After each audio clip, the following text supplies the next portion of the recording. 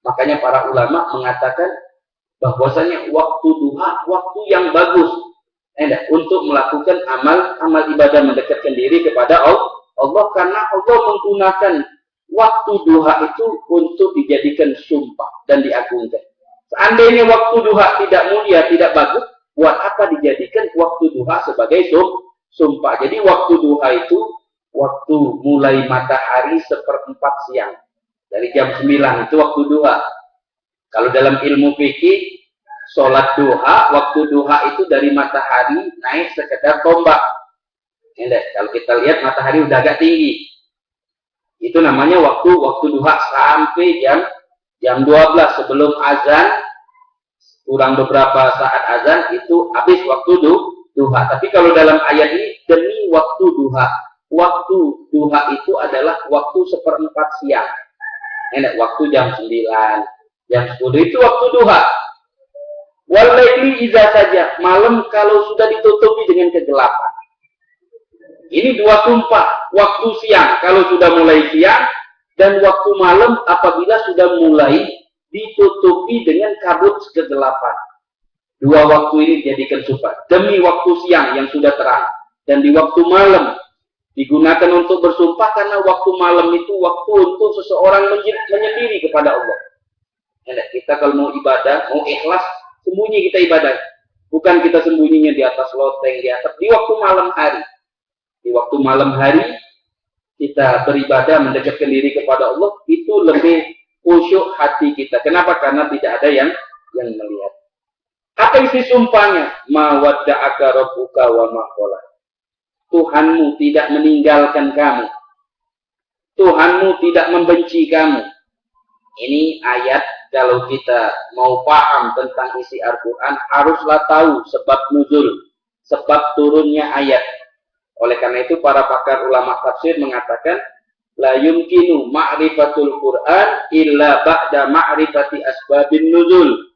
Tidak bisa kita memahami Al-Quran kalau kita tidak tahu sebab turunnya ayat ini. Karena Al-Quran itu turun pakai sebab.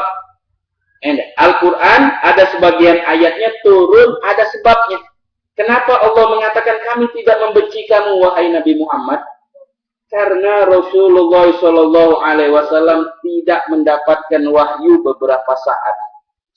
Rasulullah tidak didatangi oleh malaikat Jibril membawa wahyu. Akhirnya muncul perkataan bahwasanya Allah telah meninggalkan, Tuhannya Muhammad telah meninggalkan Nabi Muhammad. Dibantah oleh Allah, ma wadda'aka.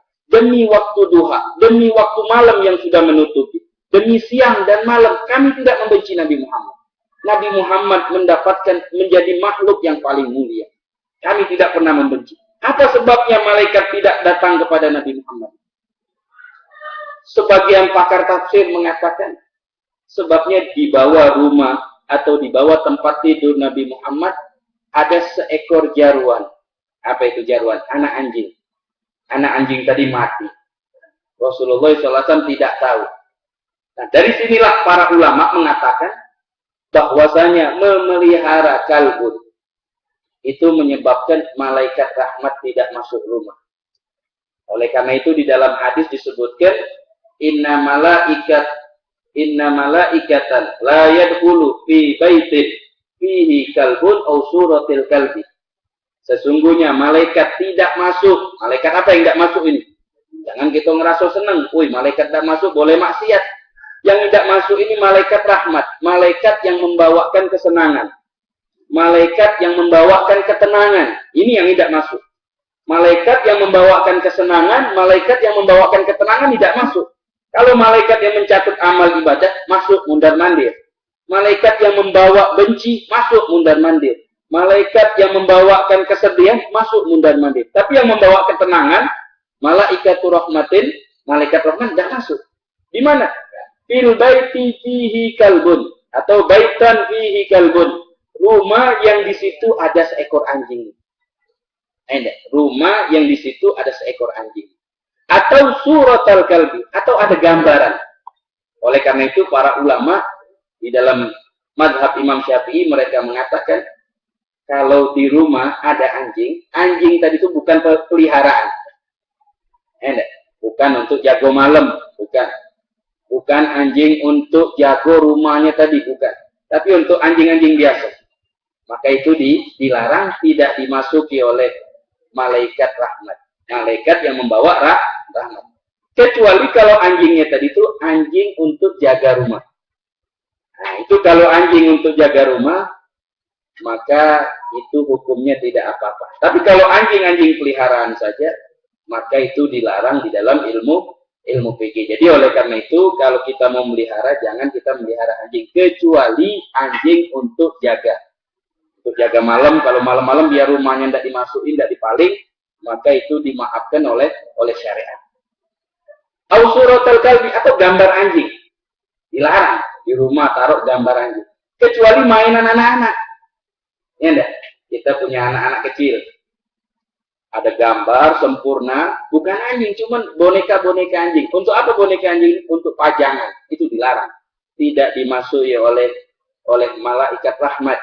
Kecuali kalau boneka mainan tadi itu berbentuk anjing, mainan untuk anak-anak. Maka syariat memperbolehkan kita membelikan anak-anak kita mainan dari anjing. Jangan kita buang, biarkan. Ini disebut dalam kitab fikih. Tapi yang bagusnya, kalau kita mau membelikan anak-anak kita boneka, pilih jangan yang boneka yang bergambar atau berbentuk anjing, itu lebih bagus. Tapi seandainya sudah dibeli, ya sudah, hukum fikihnya tidak apa-apa, karena boneka tersebut menjadi hiburan untuk anak-anak. Karena syariat ini memberikan kelonggaran untuk anak-anak.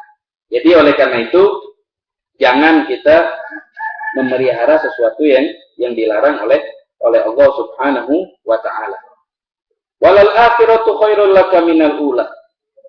Sungguh akhirat itu lebih mulia daripada dunia. Sungguh akhirat itu lebih mulia daripada dunia. Kita mendengar hadisnya Rasulullah SAW. Lau kanatid dunya tadinu indallah yana'a ba'udatin ma sadallahu al-kafiru syarbata ma. Seandainya dunia dan seisinya itu mempunyai harga. Seandainya dunia dan seisinya itu ada harganya. Harganya berapa? Harganya seperti satu potong sayap nyamuk. Sayap nyamuk, dunia, mobilnya, harta benda. Harganya apa dia? Satu potong sayap nyamuk. Masadallahul kafir syarbatama. Tentu Allah tidak memberikan minum kepada orang kafir. Setetes pun tidak diberi. Karena dunia ini tidak ada harganya di mata Allah, maka diberikan kepada orang yang dicintai atau orang yang tidak dicintai. Itu hakikatnya dunia ini.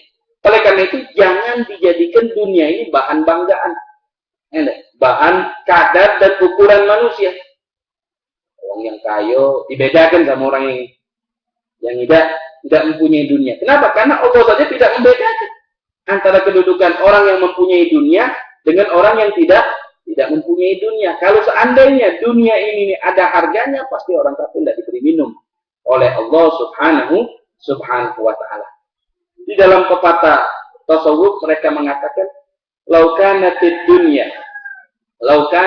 dunya, seandainya dunia itu adalah tanah emas atau tanah yang sirna, atau kita umpamakan seperti gelas yang terbuat dari tanah, tembikar, kendilah, terbuat dari tanah. Seandainya dunia seperti tembikar atau gelas yang terbuat dari tanah, wal akhiratu, dan akhirat itu seperti emas yang seandainya dunia seperti emas tapi milik orang, tidak kekal, dan akhirat itu seperti tanah tapi milik kita. Yang mana kita pilih? Seandainya kita punya gelas dari emas, kita ada dua gelas di hadapan kita. Yang satu dari emas, yang satu dari tanah. Kalau dari tanah, milik kita. Kalau dari emas, punya orang lain. Yang mana yang kita pilih? Ya, kita bangga dengan dari tanah, milik kita. Artinya apa dia? Dunia itu biarpun kayak mana, hilang, bakal habis. Al-fana, bakal tidak kekal selama-lamanya. Tapi kalau akhirat, kekal selama-lamanya. Walaupun akhirat kelihatannya kayak tidak bagus, tapi kekal selama-lamanya. Tapi kalau dunia, walaupun kayaknya bagus, itu tidak kekal. Jadi oleh karena itu, kalau orang yang berakal pasti memilih akhirat. Oleh karena itu dalam ayat ini, walal akhirat.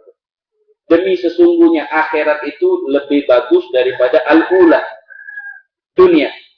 Akhirat lebih bagus daripada dunia. Wala sawfa yu'tika rabbuka fatardah. Dan kami akan memberikan, menganugerahkan kepadamu wahai Nabi Muhammad sampai engkau merasa puas. Ini ayat yang membanggakan hati kita dan hati Nabi Muhammad SAW. Kata Allah, kami akan memberikan Nabi Muhammad segala apa saja yang ia minta sampai Nabi Muhammad merasa lega, merasa puas, tidak minta lagi. Ini ayat sangat menyenangkan hati kita. Setelah turun ayat ini, Nabi Muhammad mengatakan, idzan la arda wahid min ummati finnar. Kalau begitu, aku tidak puas kalau ada satu umatku masuk neraka. Kalau ada satu umatku masuk neraka, Nabi Muhammad tidak bakalan puas. Dan Allah akan memberikan kepada Nabi Muhammad segala sesuatu sampai Nabi Muhammad SAW merasa puas. Oleh karena itu, ayat ini sangat menyenangkan hati kita dan menyenangkan hati Nabi Muhammad. Sebagaimana tadi yang sudah kita jelaskan, bahwasanya di dalam surah Ad-Duha ini banyak mengandung, banyak menceritakan, yaitu tentang nikmat-nikmat yang besar yang diberikan oleh Allah kepada Nabi Muhammad. Cerita nikmat yang apa saja yang diberikan oleh Allah kepada Nabi Muhammad, cantumannya, rangkumannya tertulis di dalam surah Ad-Duha. Surah Ad-Duha ini. Di antara nikmat tadi itu apa aja? Nah, Allah akan memberikan kepuasan kepada Nabi Muhammad sampai di hari kiamat. Sampai di hari kiamat Nabi Muhammad itu disenangkan oleh Allah. Kalau kita bisa bayangkan berapa tinggi derajatnya Nabi Muhammad sehingga Allah menuruti apa yang ia maukan. Seakan-akan Nabi Muhammad punya surga. Dan Allah akan memberi Nabi Muhammad sampai Nabi Muhammad puas. Oleh karena itu ada seorang syair, ahli pakar syair, beliau mengatakan, qara'na fid duha wala sawfa nu'ti. Kami membaca di dalam surah Ad-Duha yaitu ayat Allah, wala sawfa nu'tika rabbuka fatardah. Wala sawfa yu'tika rabbuka fatardah. Dan Allah akan memberikan Nabi Muhammad apa saja sampai beliau merasa puas. Fasara qulubuna zakal ato. Hadiah ini menyenangkan hati kita. Kita menjadi umatnya Rasulullah senang. Artinya apa dia? Nanti di hari kiamat ada bantuan yang luar biasa yang akan diberikan oleh Allah kepada pencinta-pencinta Nabi Muhammad. Bantuan itu apa dia? Kata ulama, berbentuk syafaatnya Rasulullah. Kita sering mendengar hadis tentang syafaat. Bahwasanya di hari kiamat nanti semua nabi duduk di kursi-kursinya kecuali kursinya Nabi Muhammad. Beliau tidak duduk. Beliau mencari umatnya. Ada di depan Siratul Mustaqim, jembatan. Rasulullah berdiri di situ melihat umatnya kalau ada yang terjatuh atau ada yang terkeleset dibantu oleh Nabi Muhammad. Ada lagi di depan pintu neraka kalau umatnya digiring oleh malaikat ke neraka diambil oleh Nabi Muhammad. Jadi ini pemberian yang luar biasa yang menyenangkan hati kita. Artinya kita mungkin ibadah kita kadang-kadang ya tahulah sendiri kita kadang-kadang tulus dalam ibadah, kadang-kadang tidak tulus. Kadang-kadang kita niatnya begini, kadang-kadang niatnya begitu. Ibadah yang kita lakukan belum 100% tulus kita katakan. Yang hanya kita harapkan adalah bantuan daripada Nabi Muhammad SAW. Di dalam hadis disebutkan, saking banyaknya syafaat yang telah diberikan oleh Rasulullah SAW, yaitu seperti Qabilah Rabi'ah sama Mudhar. Qabilah yang paling besar. Yang paling besar daripada Qabilah bangsa Arab, itu Qabilah Rabi'ah sama Qabilah Mudhar. Rasulullah bisa memberikan satu hari menolong orang, manusia yang di padang mahsyar itu seperti suku Qabilah yang tersebut yang banyak. Jadi oleh karena itu kita menjadi bangga. Kita membaca surah Ad-Duha, melihat anugerah yang telah diberikan oleh Allah kepada Nabi Muhammad, kita ngerasa bangga. Kenapa? Nabi kita mendapatkan anugerah yang sangat besar. Di antara anugerah yang diberikan oleh Allah yang terbesar, beliau bisa menolong dan dipuaskan oleh Allah, dan beliau tidak akan puas kalau ada umatnya satu masuk neraka. Ini sebuah pertanda kebaikan bagi kita umat Nabi Muhammad Shallallahu Alaihi Wasallam. Wa hasya ya Rasulullah yarda wa fina man yu'azzabu aw yusa. Dan Rasulullah tidak akan puas kalau ada umatnya disiksa dan